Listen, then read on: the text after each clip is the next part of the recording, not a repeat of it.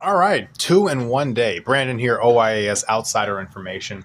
Um, I don't wasn't going to dip too deep into this one, but you got two high-profile trade requests in the NFL. Terry McClaurin and Micah Parsons in the last hour requested a trade as well, both of which due to contract negotiations. Now, posturing, right? This is the next logistical step that players take when they are not getting what they want, is to publicly demand a trade. Myles Garrett did it around the Super Bowl and got paid a king's ransom.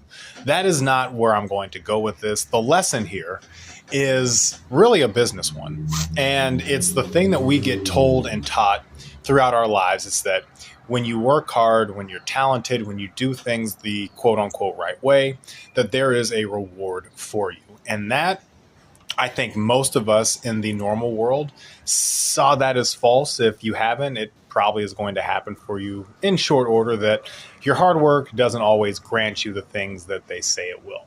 In the sports context, this isn't necessarily about scraping every last dollar for themselves, right? This is about being paid fair market value. And when you look at it like that, that is rational, right? When you are the best at what you do, the best at your position in a professional league, you are supposed to get paid top of the market. And it's not because they are valued at that specific number, because I think we can all agree that professional sports salaries are exorbitant, but that's what the market is paying them.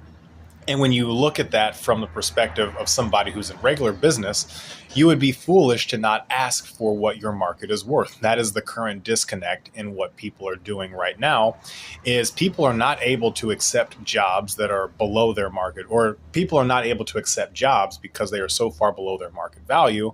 Somebody else will, and that is intentionally keeping the market suppressed. When you look at how collective bargaining works, they have all this stuff slotted. There's a salary cap, but there's still individual negotiations. And when a top player opts to take less, it means that the person behind them will also be pressured to do the same. So it's less about the actual specific dollar, more about making sure that the market continues to grow. And that is how sports really differs from the business world. So that's really it.